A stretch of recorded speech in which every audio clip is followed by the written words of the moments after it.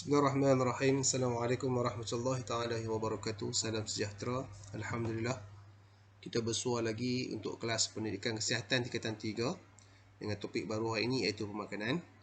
InsyaAllah apa yang cikgu nak sampaikan kepada kamu hari ini semuanya adalah fakta-fakta daripada buku teks yang cikgu dapatkan dari buku teks. Kamu boleh rujuk buku teks kamu muka surat 182 sehingga 186. Okey, baik. Sebelum tu mari kita tengok apakah standard pembelajaran yang ingin kita capai dalam tajuk ini.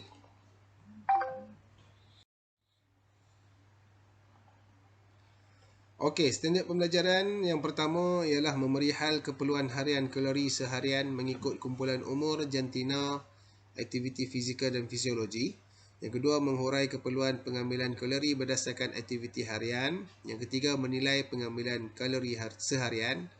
Dan keempat, merancang menu makanan seimbang mengikut keperluan kalori. Okey. Mari kita tengok pengenalan ya.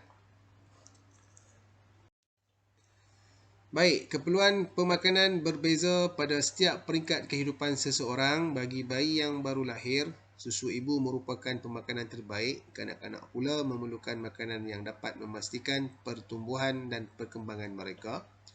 Tabiat pemakanan serta keutamaan jenis makanan bagi kumpulan remaja pada lazimnya akan terbentuk kerana ini mempengaruhi penggunaan tenaga dan pengambilan nutrien mereka. Okey, remaja di sekolah menengah perlu memilih makanan daripada 5 kumpulan makanan berdasarkan piramid makanan Malaysia. Okey, hal ini bertujuan semua nutrien yang diperlukan oleh tubuh dipenuhi. Para remaja digalakkan mempelbagaikan jenis makanan mengikut kumpulan makanan dalam setiap hidangan utama, mengurangkan pengambilan lemak, minyak, garam, gula dan perisang. Okey, bagi kamu kalau duduk di asrama, kamu boleh tengok kan, pemakanan kamu di asrama memang berdasarkan piramid makanan Malaysia. Memang terkawal lah. Cuma masalah dia, kamu nak atau tak nak aja. Kadang-kadang kamu milih makanan tu, kamu tak makan. Okey, baik. Okey, diet seimbang, hidup lebih riang. Okey, ini adalah contoh jadual keperluan kalori berdasarkan tahap aktiviti. Okey, kalau kamu tengok, ini adalah untuk kategori remaja umur 13 hingga 15 tahun.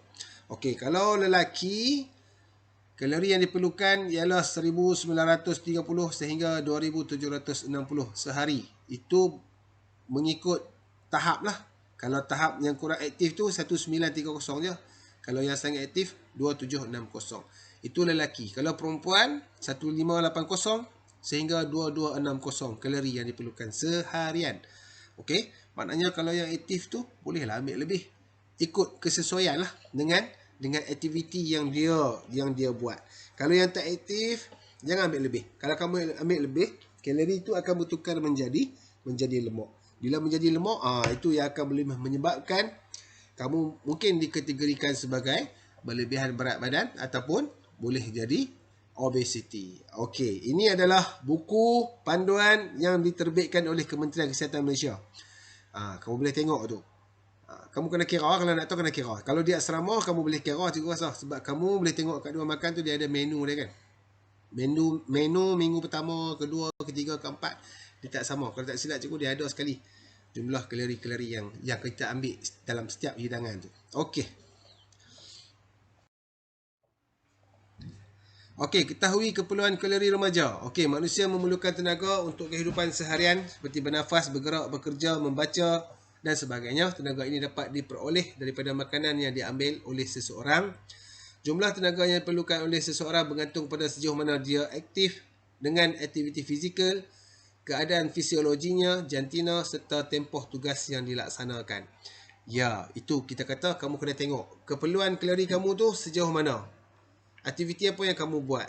Keadaan kamu tu macam mana. Kita tak boleh main ambil je.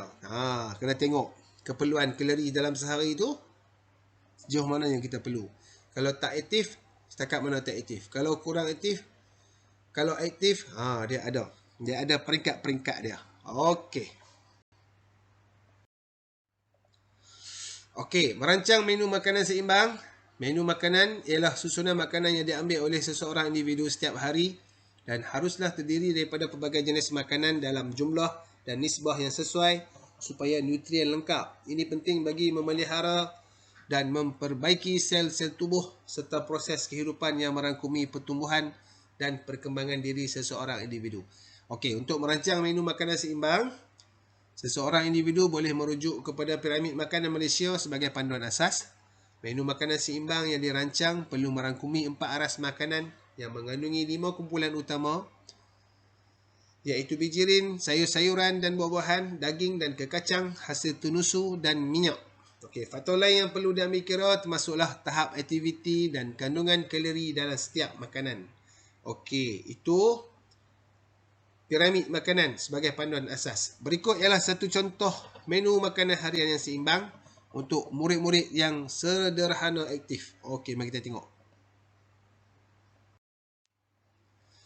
Okey, sajian sarapan pagi, minum pagi, makan tengah hari, minum petang. Okey, kamu boleh tengok menu makanan dia. Sarapan pagi dia makan apa, dia minum apa. Okey, minum susu rendah lemak, ada roti putih, ada telur separuh masak. Okey, kalau di asrama, kamu ada sarapan pagi, kamu ada makan tengah hari, kamu ada minum petang, kamu ada makan malam dan kamu ada supper. Makan tengah malam. Supper. Kita tak ada minum pagi. Okey, kita ada supper. Minum larut malam, panggil apa tu. Okey. Ini contoh lah. Okey, contoh panduan nilai kalori. Okey, kamu boleh tengok tu berapa jumlah kalori dia. Kalau pagi dah ambil 440. Jadi, total semua tu ada 2031 kalori. Ni dah nak hampir-hampir sederhana aktif kan? Ni sederhana aktif. Okey. Kamu boleh ikut tak yang ni? Sebenarnya kalau di sekolah memang semua hampir sama saja. Cuma kadang-kadang bab sayur tu tak ambil. Ambil lauk saja. Nasi ambil, lauk ambil, buah pun kadang-kadang tak ambil. Kena ambil. Itu adalah makanan yang seimbang untuk kamu. Dan yang terbaik di sini adalah air kosong. Nampak tu? Air kosong. Kosong kalori. Air kosong kalori. Sebab tu kamu kena banyak minum air kosong. Sekurang-kurangnya satu hari kamu kena minum 2 liter air kosong.